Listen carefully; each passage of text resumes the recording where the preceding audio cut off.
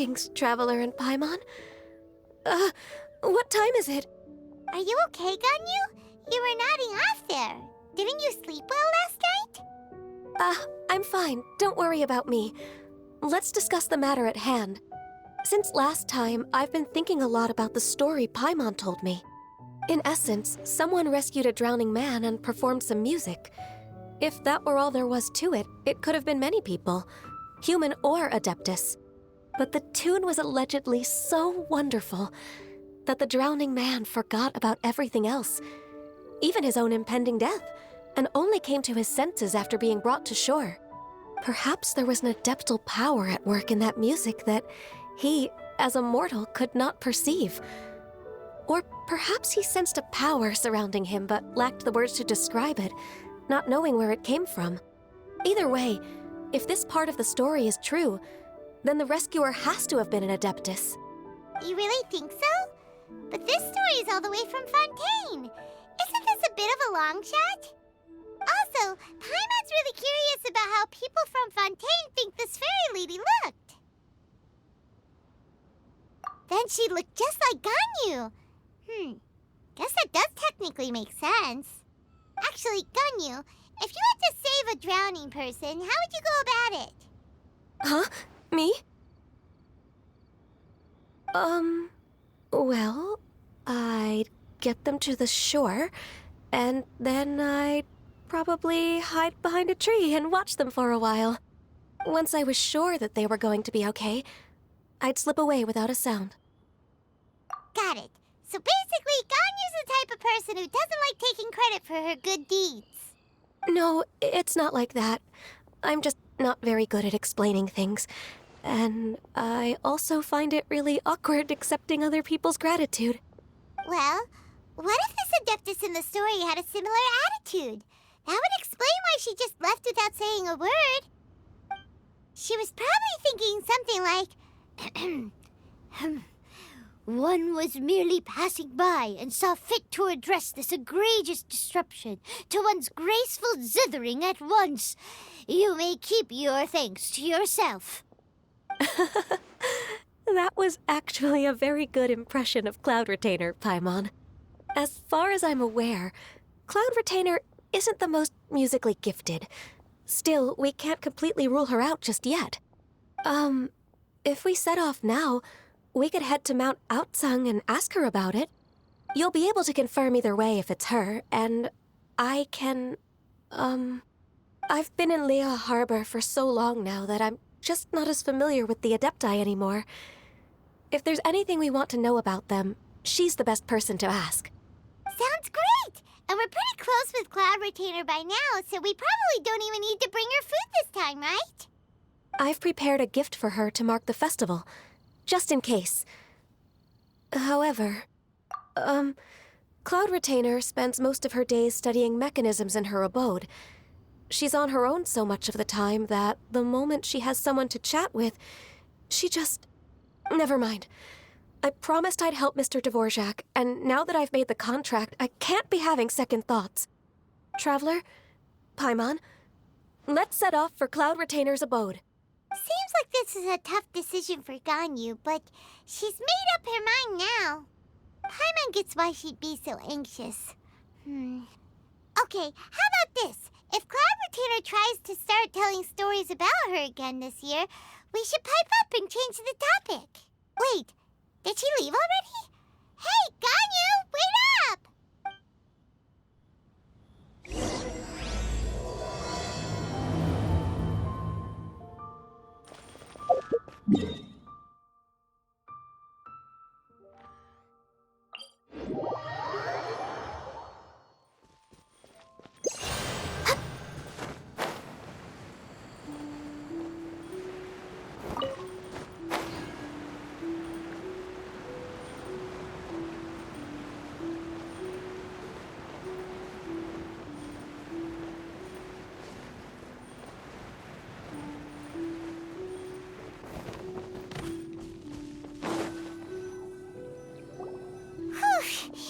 Paimon's so tired from trying to keep up. Don't either of you need to take any breaks? I can't believe it. Cloud Retainer is not here. Huh? Did we miss her? She doesn't like to travel, so in the past, it's always been the other Adepti who come to visit her during the festivals. Somehow Paimon doubts that anything could cause serious trouble for her. True. Now that I think about it, Cloud Retainer would be quite capable of taking care of anything on her own. There's no need to worry about her. Since she's not here, I guess the next step is to check all the other Adepti abodes, one by one. Uh-oh. Will it involve a lot more traveling? Got it! Paimon has a great idea! Please go on, Paimon. Our goal here is to find the Adeptus that helped Dvorak's ancestor, right? We can't hear any music right now, but if she's really as nice as the story suggests, she'd definitely come to help anyone who was drowning, right? Yes, I think that's fair to say. So, all we have to do is get the Traveler to pretend to fall into the water, and the Adeptus will come to the rescue! You know perfectly well that Paimon can't swim! Paimon would sink like a rock! Just trust Paimon! The water's pretty deep over there! Quick, swim to the very center!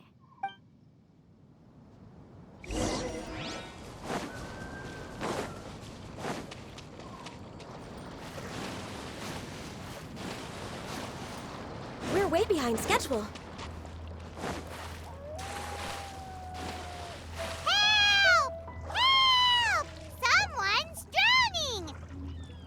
If only there was a kind-hearted Adeptus here to save us! Oh no! Whatever will a Paimon do?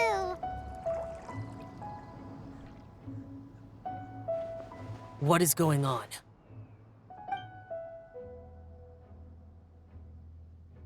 How do you feel right now?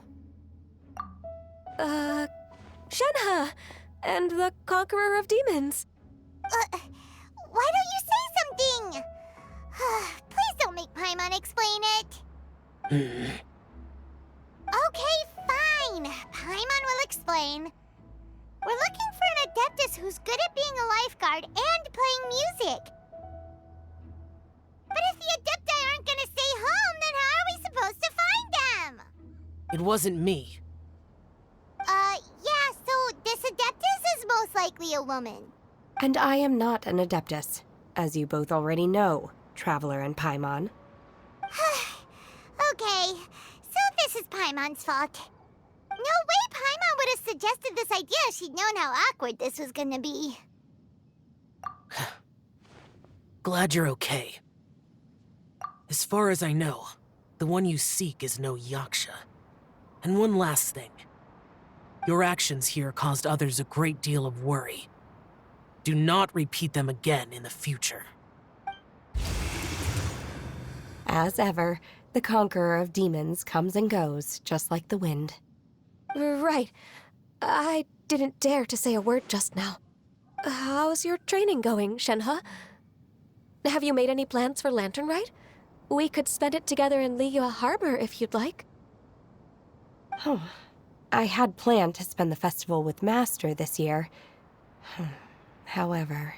Oh, speaking of Cloud Retainer, when did you see her last? Earlier this morning, she set off for Mount Hulao at dawn. I noticed she was using an Adeptus art of some kind to protect a mechanism that looked like a boiler. Maybe it was a gift for Mountain Shaper. I did not inquire. So we just missed her. Please excuse me for a moment. I think I'll leave the gift in her abode. Sure. Thank you.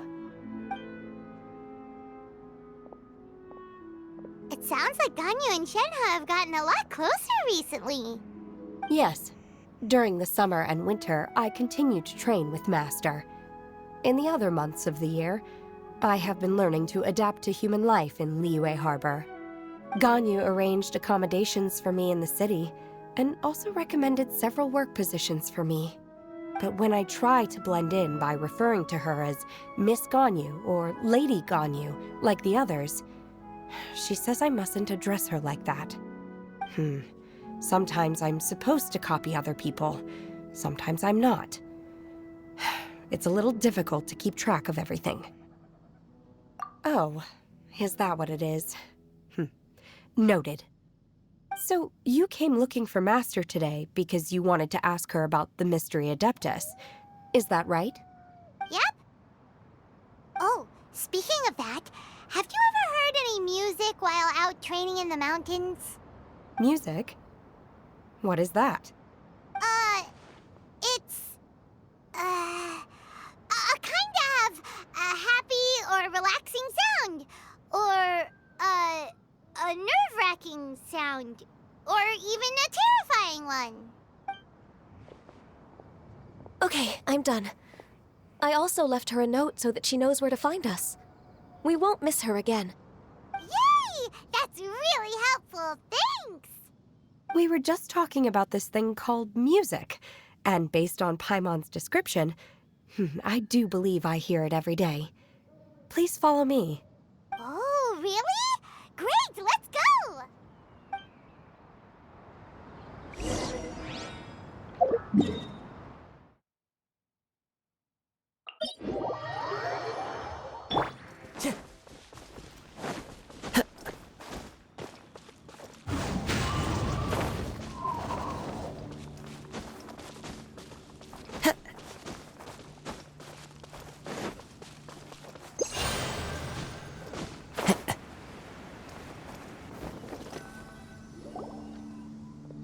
This is the place.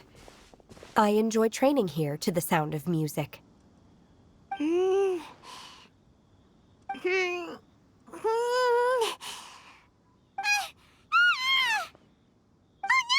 Paimon's gone deaf! Paimon can't hear anything!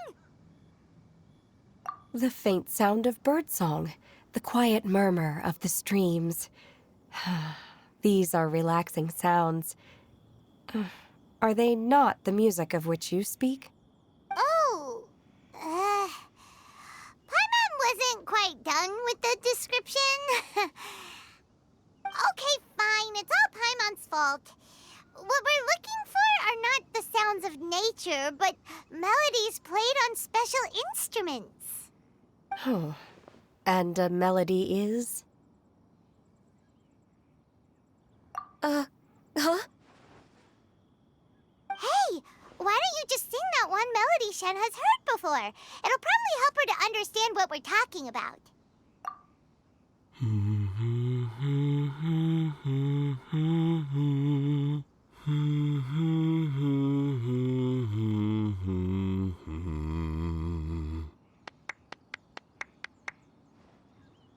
Oh, was that from the opera that Yunjin sang? That was a melody, and melodies can be called music. It felt like I was transported back to the past. In my mind's eye, I could see the Zhao lanterns lighting up the night sky again. We're all there, raising our glasses and drinking to our heart's content on the Jade Chamber. As I watched Yunjin's performance, I felt a warm sensation in my heart. And as the drink reached my stomach, it went from warm to hot.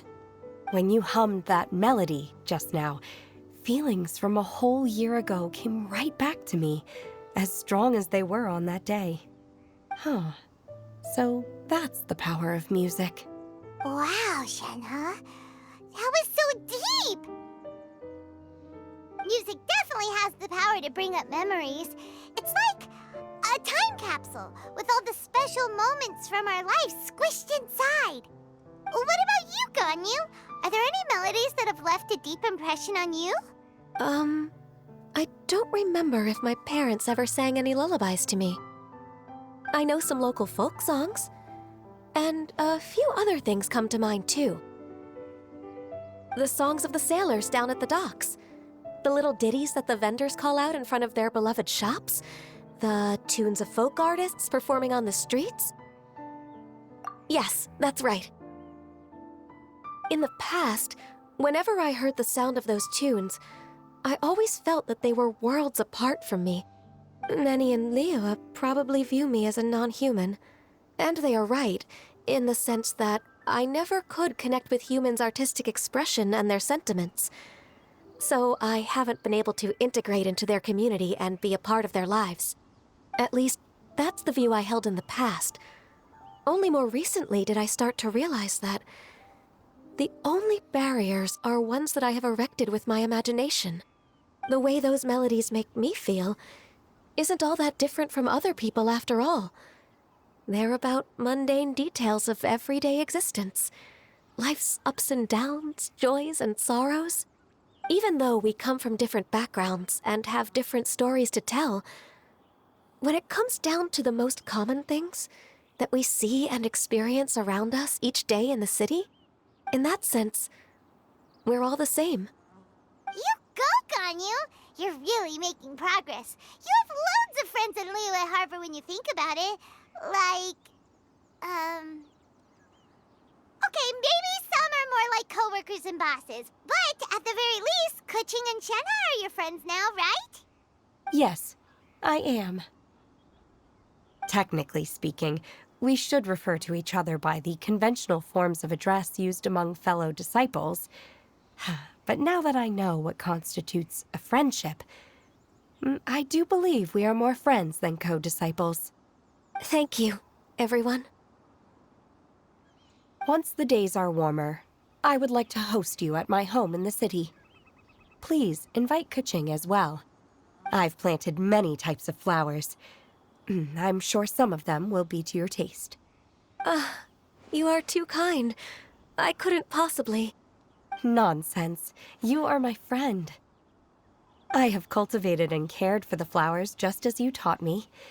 Once you've seen them for yourself, I am sure you can advise me how to do an even better job next time. I will save some for decoration. We can feast on the rest. Then, thank you in advance. Wait, what is that saying again? If you insist?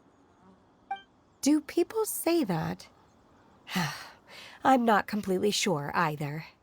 It doesn't matter, okay? You got the point across. No need to split hairs. Paimon's more concerned about your idea of a girls' night out. Eating flowers? Really? Does this have anything to do with you both being the disciples of that illuminated bird? Who dares refer to one not by one's Adeptus title, but merely as that illuminated bird? Master. Our greetings, Cloud Retainer. Ah! There it is! The illuminated bird has landed! Double humph. Now she has the gall to use it rather than she. Even after being chastised once already? Barely a moment has passed since we last met, and yet your impertinence has reached new heights. Very well. If you refuse to learn your lesson, one shall scold you no further. One has received your message from Ganyu. On the matter of the Adeptus you seek, one suspects to know their identity. Well, shall one lead the way? I still have to complete my training for today, so I will bid farewell to everyone here. Very well. Await my arrival at one's abode later this night. On this special occasion, you should indulge yourself with some savory dishes. If you want to release a Shao Lantern, come and find us anytime. Thank you, everyone. Happy Lantern Rite to you too.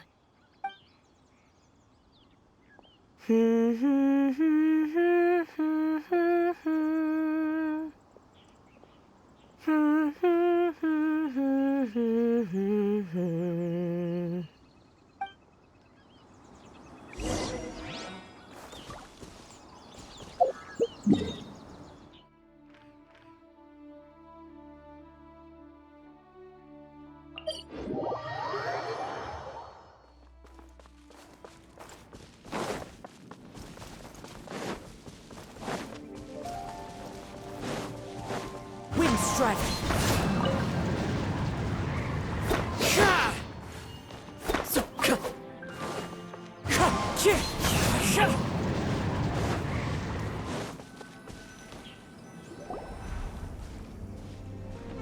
Is this Guili Plains? Cloud Retainer, why did you bring us here?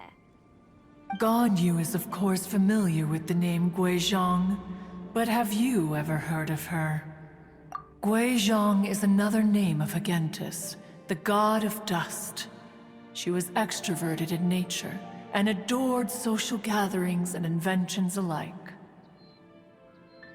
Long ago, this region was yet a prosperous assembly. Guizhong often invited her friends to visit her home, reserving for us seats around the largest stone table. Sea Gazer would always bring out his latest treasure and place it upon the table. He could be quite the braggart. Though usually a mild-mannered fellow, when it came to those collectibles he was so fond of, he always loved to show them off. Paimon remembers that name. So that's what Sea Gazer was like. He was an old friend and a former rival. One has many memories of him. Once he had brought out the treasure, it would predictably become the center of attention. Neither Guizhong nor One was content to let him just steal the spotlight. So we would then also present our proudest mechanical creations. As Adepti, we were each gifted in our own ways, and naturally proud of our accomplishments in our respective fields of expertise. As a result, One often quarreled with Sea Gazer. His treasures were not even of his own making. He just used his exploration skills to dig them out of the ground. How, pray tell, could he compare to me, when every single one of One's accomplishments were crafted by one's own hand? Cloud Retainer, you are getting competitive again. One digresses. Regardless, every time an argument occurred, Guizhong would come over to watch us during our mutual lambastics. On some occasions, she would join in, and on others, she'd take one of us by the limb and start uttering the most ridiculous nonsense. What kind of nonsense? No kind of nonsense were we spared. Sometimes she would brazenly opine, why argue between yourselves when neither of you could ever hope to beat me? Other times, she would make unsolicited suggestions, such as, once you two are done arguing, let's go to the foot of the mountain and grill some meat. She always sought to make everyone happy, and one must say, she had quite the gift for it. No matter what nonsense she said, One never felt bothered or offended. It also helped that she never referred to One as that illuminated bird or ladybird. Come on, get over yourself! Anyway, just as our impassioned arguments would reach the apex of acrimony, Marchosius would bring his delectable dishes to the table. Who would dare snub the stove god and his wondrous creations? At the sight of him, we would all immediately drop the argument and prepare the table for a night of feasting and drinking. Back then, One was always bothered by how the cups Rex Lapis brought were always too square for one's taste. Can you see yourselves ever enjoying a drink from a square cup? Precisely. So, as you can see, even one as great as Rex Lapis was not immune to making the occasional blunder. Even One could never find fault with Marchosius's cooking. As we ate, Guizhong would continue to find topics for conversation, filling the table with humor and laughter. Each of those old fossils had their character flaws and points of obstinacy. So why was it that whenever we dined together, we always had a marvelous time?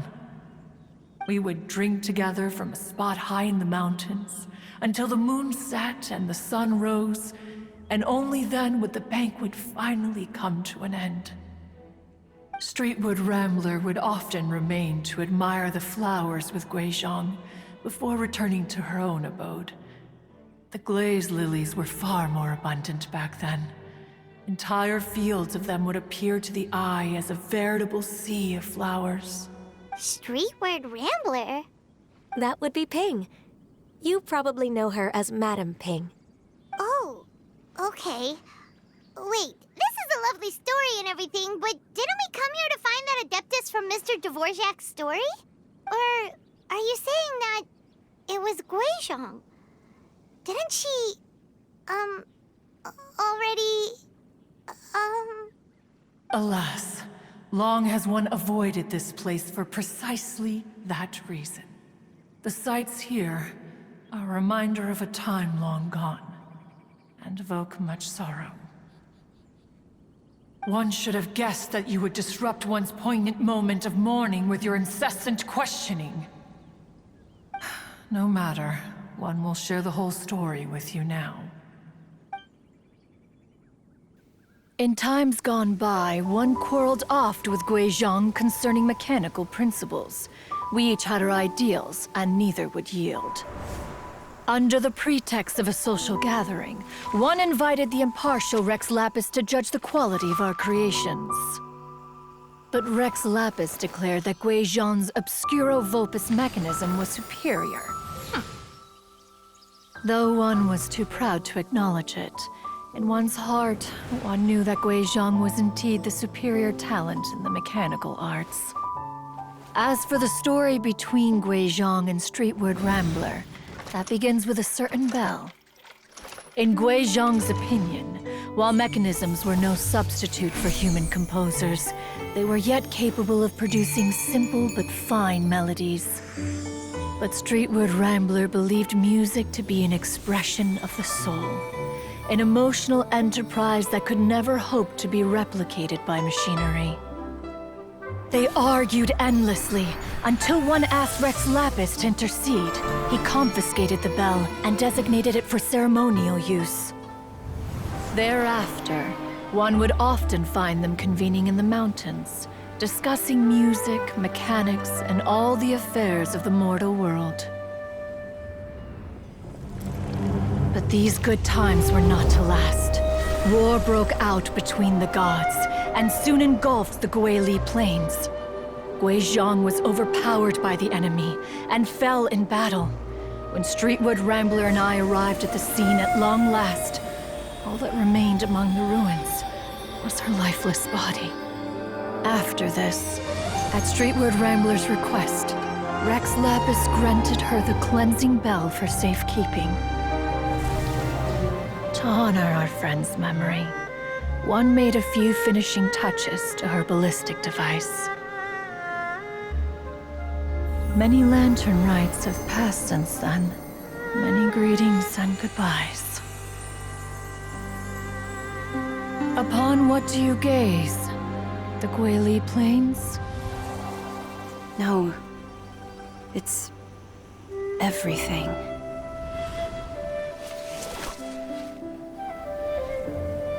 We think of human life as like a lantern that's lit one minute and extinguished the next. But are we Adepti so different? Perhaps as dust settles after a storm, we too must one day return to the world below. One has always been austere and private by nature, and has never relished socializing. One's dealings with Guizhong were born out of discussions on the discipline of mechanics. What? You have loads of friends, and you seem pretty chatty. Just because one is not ignorant of social graces does not mean one is fond of them. One is perfectly capable of partaking in conversation despite being introverted. But in the end, one is nothing like Streetward Rambler. She is dauntless but thoughtful, not to mention eloquent and wise. Moreover, her friendship with Guizhong was far greater than one's own. Back when they were rivals, they would often compete against one another in the realm of musical composition. That cleansing bell was one of Guizhong's proudest works, having the ability to both compose and perform. Wait, that's weird. Didn't Madame Ping say she pestered an old friend for that bell? And she also said something about being a vain beauty when she was young or something. Streetward Rambler, a vain beauty. My foot. That bell has a sad history. Clearly, she refrained from sharing with you the truth of its origins. since the right time had not yet come. As for her old friend, who else could it be?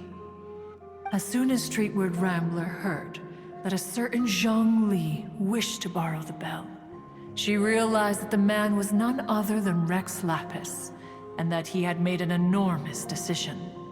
After all, we all have known each other for several millennia. Some things between us are implicitly understood. Whoa!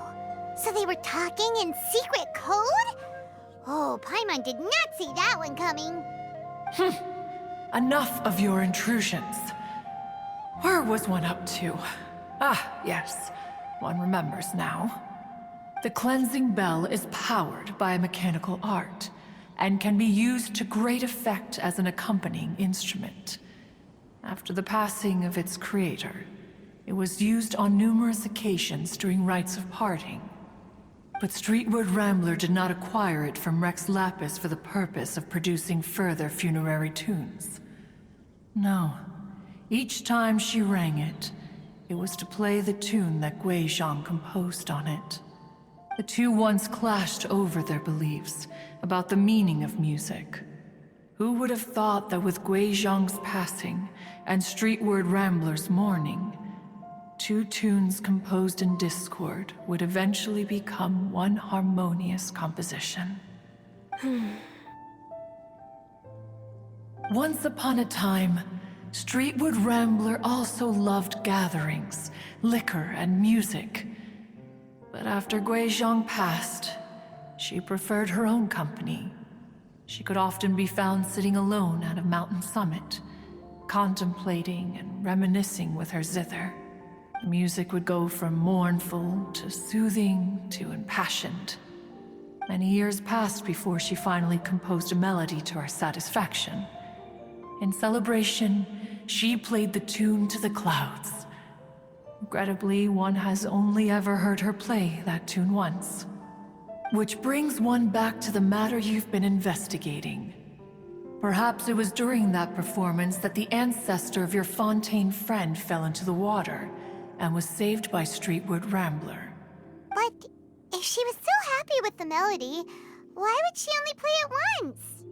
One was also greatly perplexed by this. After suppressing one's curiosity for a long while, one finally approached her and asked why she would retire the tune after having spent so long on it. In response, she said, "Though the strings that played that melody survive, the one who inspired it is gone. Tell me, Cloud Retainer, when the one attuned to my soul is no longer here, who else could hope to understand this tune?" Aw, poor Madame Ping. I just remember being taken care of by you when I was young. Once the Archon War came to an end, I stayed behind in Liyue Harbor to honor my contract. Although I met Gui Zhang a few times, I never knew anything of this particular story. Gui Zhang was quite the visionary, but tragically passed before her time. Her manuscripts still lie unfinished in the realm of clouds. Blank pages give one cause for contemplation on what might have been. Had you not decided to search for that mystery Adeptus, perhaps these stories, too, would have been lost to the sands of time. As of now, you know the truth. That the Adeptus who rescued the drowning man was none other than Streetward Rambler. Do you intend to discuss this with her?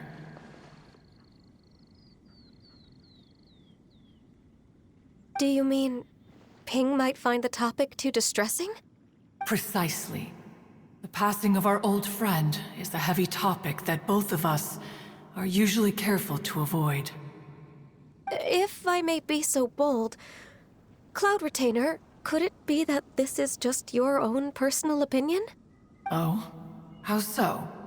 I've been in Liyue Harbor for quite a long time now, and I've witnessed many farewells along the way. So I, too, am well acquainted with the pain of the passing of a loved one. But this doesn't bring the city or its people to a standstill. They have to keep moving forward. Someone as perceptive and wise as Ping will surely have come to understand and embrace this. Though these immortal mountains have lost an Adeptus, the harbor of mortals has gained a wise elder. No loss can ever be undone, but there is always much that can still be gained. Ping has helped countless people, and will guide many others in the years to come. And all to whom she extends a helping hand become her friends. People she can admire flowers and discuss music with. Though it is heartbreaking to lose a kindred spirit, life goes on, because there are new friends waiting for you further down the road. We even asked Madame Ping what she thought about adding a music festival to this year's Lantern Rite. Oh, when we get back, why don't we just ask her if she'd like to perform? Maybe we can even get her up on stage. You youngsters and your imaginations. Why don't you come with us? It's been a long time since you last spoke with Ping, and Liyue Harbor is always decorated so beautifully during the festival period. Is not every Lantern Rite the same in this regard? Were there ever anything new to discuss? One in Ping could meet any day of the year. I disagree. Each new day and each new year is different from those that have come before. How long will you simply let them pass you by? The edibles she brought this time were indeed quite delectable. Very well. Then one will be off. If the other old fossils have sneaked away into the city to amuse themselves, one shall soon find out. All right. We should be getting back to the harbor as well. We don't want to keep her waiting. Once the Guili Assembly, now the Guili Plains. Say, if we planted flowers there and cared for them carefully enough, do you think that one day we'd be able to recreate the Sea of Glaze Lilies? Allow one to take back one's praise from a moment prior. You are still far too given to flights of fancy, child. What? Cloud Retainer? You were still listening? One observed that you were making no effort to leave, and returned to chasten and hasten you. This time, one is departing in earnest.